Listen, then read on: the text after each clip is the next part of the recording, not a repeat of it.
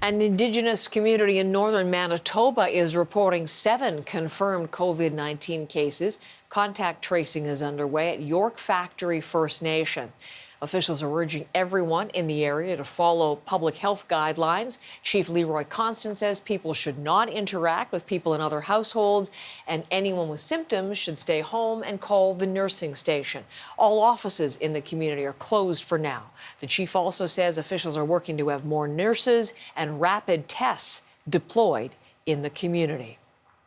COVID-19 outbreaks like that one are affecting Ottawa's commitment to reconciliation with Indigenous Canadians.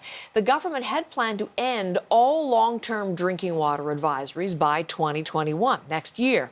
But that deadline was missing from the throne speech last week, and there is a risk the pandemic could cause further delays. Olivia Stefanovic has more. Before the pandemic, the Liberal government was already facing challenges with its goal to eliminate all long-term boil water advisories on reserves.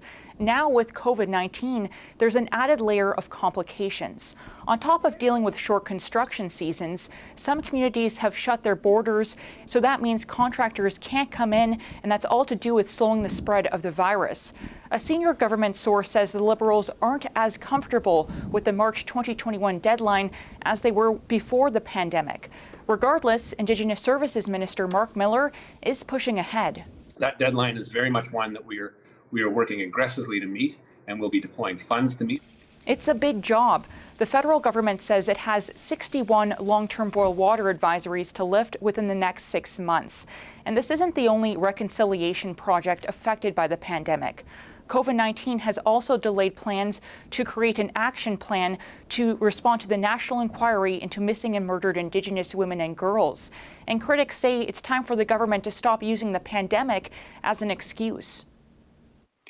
I think it's one of the tactics they know how to use best.